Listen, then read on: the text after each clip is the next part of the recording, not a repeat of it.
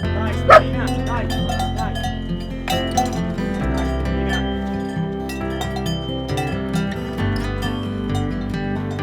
Vedi, va, ciao, vedi, va, vedi.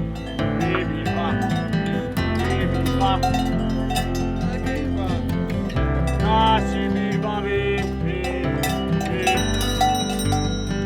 Ah, viva, vedi, vedi, vedi. Ah, viva, ma.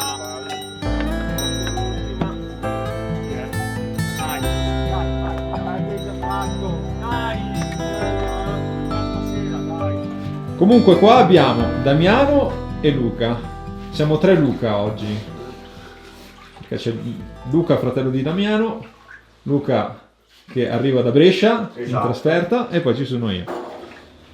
Allora Luca, abbiamo munto le vacche stamattina, questo è il latte della mungitura. Di ieri sera più il latte stamattina. Ok, adesso quali sono i passaggi per arrivare a fare una forma di formaggio? Allora, la mattina, appena finito di mungere, comincio a scaldare il latte a 37-38 gradi, aggiungo, quando è arrivato a temperatura, aggiungo il caglio, che è caglio animale, in polvere, e aspetto mezz'ora che calli.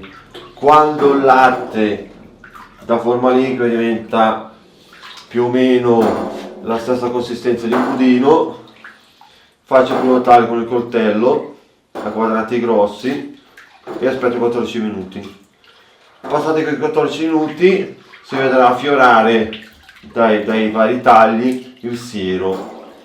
Una volta che vedo il siero, prendo la lira e spacco la cagliata a grandezza più o meno di un chicco di riso, e poi metto via la lira e continuo a mescolare con il bastone, questo qua, sempre per 14-15 minuti a fuoco spento. Poi riaccendo il fuoco continuando a mescolare fino a una temperatura, adesso lo porto a 46 gradi perché la temperatura la mattina fa freddo, e una volta che è arrivato a temperatura 46 gradi continuo a mescolare per far asciugare e per far spurgare ancora più siero, e poi finito il 14 minuti più o meno vedo, dopo vai tanto a provi con la mano, vedi se si compatta bene la cagliata. Quando sono sicuro che è bella asciutta lascio andare tutta la cagliata al fondo della padella per mezz'ora. Una volta passata mezz'ora creo una specie di salame, una palla di cagliata e la prendo, comincio a pressarla dentro la padella, poi la taglio con il coltello e la estraggo con i teli di lino e le metto nella fasciera. La presso prima a mano, tutte e due le forme, e poi le metto su le assi e le faccio una pressatura con dei sassi. Quindi arrivi a un certo punto che il siero è completamente separato. Sì, sì. Ok. Sì. E poi col siero si potrebbe riscaldarlo, portarlo a 78 gradi all'inizio, o si può fare la ricotta aggiungendo una percentuale di latte. Qui aggiungendo il latte tu aggiungi grasso, quindi ti rendi di più come ricotta, se no puoi fare solo ricotta di siero, che quando te scaldi porti direttamente a 90 gradi, aggiungi l'aceto, così fai reazione, e dopo più o meno dai 5-10 minuti dovrebbe cominciare a lavorare l'aceto che ti tira insieme quel grasso che era stato dentro nel siero. Così fai la ricotta, però ti parla quasi mezza giornata perché non puoi scaldare troppo velocemente, ma devi fare adesso piano piano, se no se tira dentro un pochettino di cagliata, dopo ti va nel fondo e poi ti brucia e poi senti quell'odore di bruciato.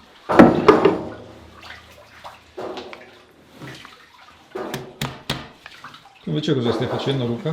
Allora, adesso queste sono le forme di ieri. Le tiro via dalla fasciera. Abbiamo messo questa placca con sulle date, mette il per il lotto. Viene impresso il lotto, questo di ieri, essendo le forme di ieri, in modo tale che si possano poi riconoscere. E con l'Opinel vado a rifinire i bordi dello scalzo, a rifinire gli spigoli, insomma, in modo tale da avere una forma bella esteticamente. E non vorrei dire una cavolata, in Trentino non ha spiegato che comunque, avendo uno spigolo morbido, aiuta a non formare le crepe durante la fase di stagionatura. Questo mi ha spiegato il casaro con cui ho lavorato in Trentino. Adesso le porto di là, in cantina, le salo e continuo col lavoro che stavo facendo poco fa sulle forme più vecchie, cioè che vanno girate ogni giorno, nel senso si girano, si puliscono, si controlla che insomma non abbiano difetti. Su queste due rocce ho appoggiato quelle, appunto, le forme di ieri, su cui adesso metto il sale.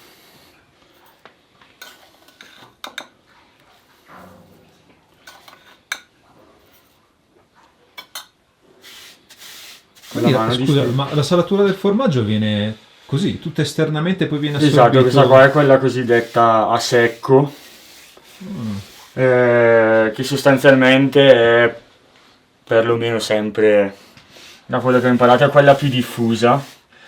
Poi ad esempio l'anno scorso, dove ero in Alpe, in Malga, in Trentino, il mio capo, il casaro, lui mi ha insegnato a fare la salatura in salamoia. Hai questa vasca apposta su cui crei, poi vai a fare una soluzione di acqua, sale, in cui le lasci immerse le forme per diverse ore, a volte anche 48 ore, in modo tale che la salatura avvenga così. Se no, so che in Valsesia, dove fanno il Maccagno, so che ci sono alcuni casari che salano direttamente il latte, che è un procedimento molto poco diffuso. Quindi qua, insomma, adesso ho salato, distribuito bene su tutta la faccia della forma il sale. Questa forma rimarrà qua, queste due rimarranno qua fino a domani mattina. E quindi poi con l'umidità, insomma, il sale si scioglierà e verrà assorbito. Le forme le trasferirò di qua. Queste due sono le forme dell'altro ieri, che ho spostato dalle pietre e ho posato qua. Si può vedere che il sale, la maggior parte del sale di ieri si è sciolto, sta finendo di essere assorbito dalla forma. Io intanto faccio il lavoro che stavo facendo prima, li rifinisco i bordi, le giro e salerò l'altra faccia. Quindi quante volte vanno salate in totale queste forme? 2 volte, una volta per faccia e poi basta. Nel senso, da qua sopra ci sono, sulla prima mensola ci sono quelle più fresche, man mano vanno avanti stagionandosi. Questa qua è una fase intermedia, adesso non mi ricordo, è del 6 settembre.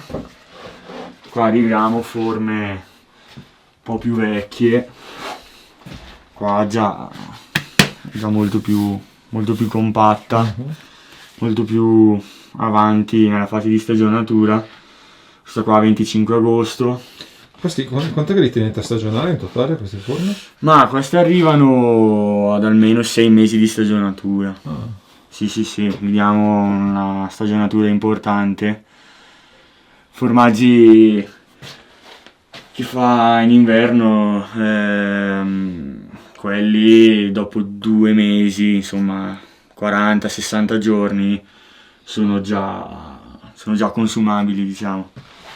Questi invece no, proprio per un fattore, insomma, organolettico, di sapore, più stagionano meglio è, insomma, rendono di più.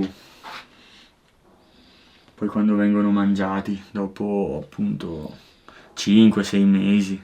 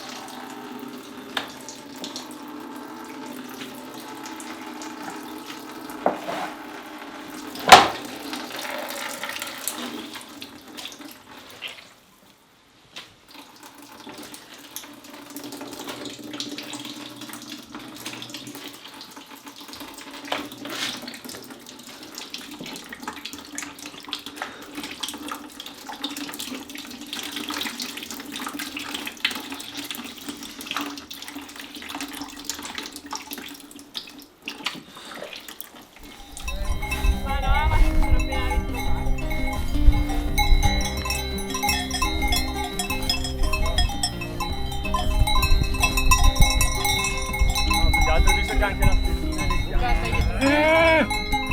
zitto.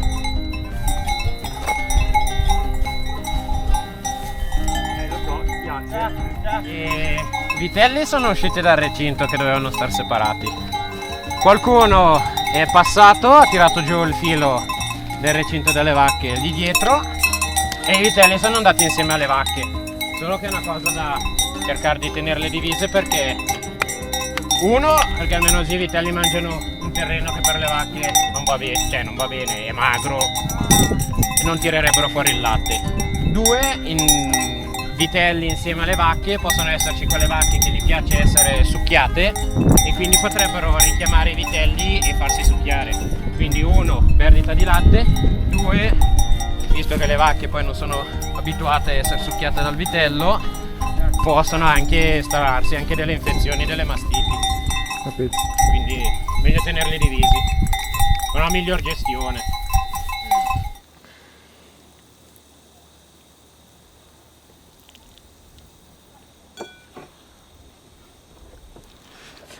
Buon appe. Buon appetito. Ma dai, con una scatola intera di formaggio, ma che bella cremina che è venuta. Hai messo che formaggio? Quello da grattugiare? Buono? Sì, neanche troppo dolce.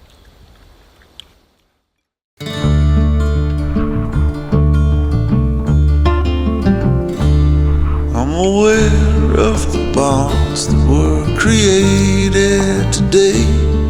When you told me that sure there's a way.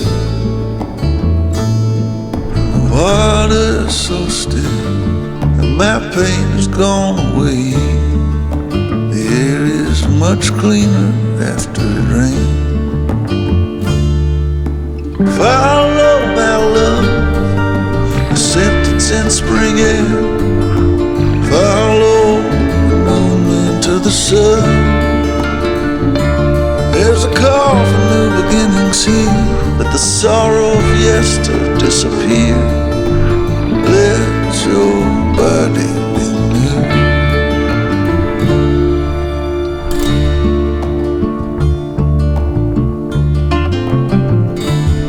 I'm a wanderer of the soul. Before the end I plan to behold, but I know I'll lose myself along the way. What's gone is gone. What's past is past. Let me leave what belongs in the past. The road ahead is quite unclear. Let me walk it despite fear. The road stretches over the hills, and I've got many debts to pay. Some are on their own way. My pain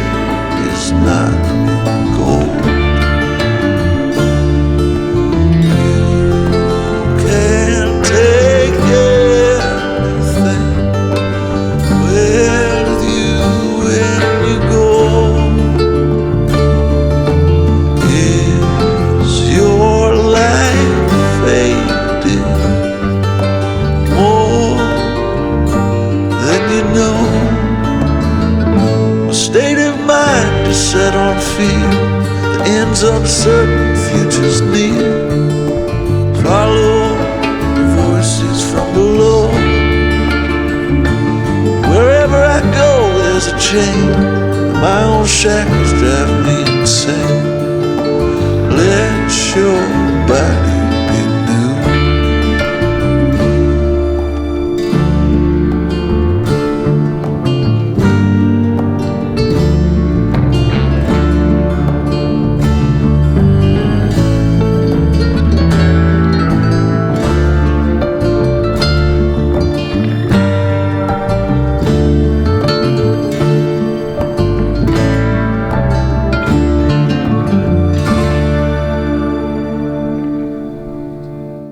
Siamo per scendere, Luca, no? Sì, abbiamo concluso questi E giorno e mezzo, 2. cosa abbiamo qua? Adesso qua abbiamo i formaggi che devono scendere perché non abbiamo altro mezzo se non le gambe. Quindi all'antica, perché non c'è teleferica, bisogna arrivare giù all'impianto e Sì. poi abbiamo, diciamo, l'unico vantaggio Dall'impianto ci lasciano trasportarlo sull'impianto, arrivano a Pecetto e poi da Pecetto li trasportiamo con il furgone fino in cantina a casa. Ok. Sì. Viaggiamo con quelli lì, sono dei frigo box in modo da garantire come stanno i formaggi, 2 anche per un discorso di temperatura. Oggi fa caldo, ieri c'era il ghiaccio, quindi con quelli lì siamo un po' più tranquilli sul mantenimento. I formaggi che produciamo qua in alpeggio li vendiamo noi direttamente al nostro negozio, sul nostro sito internet, e poi abbiamo vari rivenditori che acquistano e dopodiché rivendono. Vabbè, metto comunque il link del sito internet sotto il video, Sì. così chi vuole può Può chiederci noi direttamente, Informazioni facciamo da sia le spedizioni, oppure possiamo anche dire da chi andare a recuperare il prodotto, qual è il rivenditore più vicino a loro. Direi che per questo video è tutto. Ringraziamo Damiano, Luca, poi ci sono io, Luca. tutti Luca siamo. Luca la terza. Iscrivetevi al canale, grazie ancora a Madalu e ci vediamo al prossimo video. Un saluto a tutti, alla prossima. Ciao. Ciao.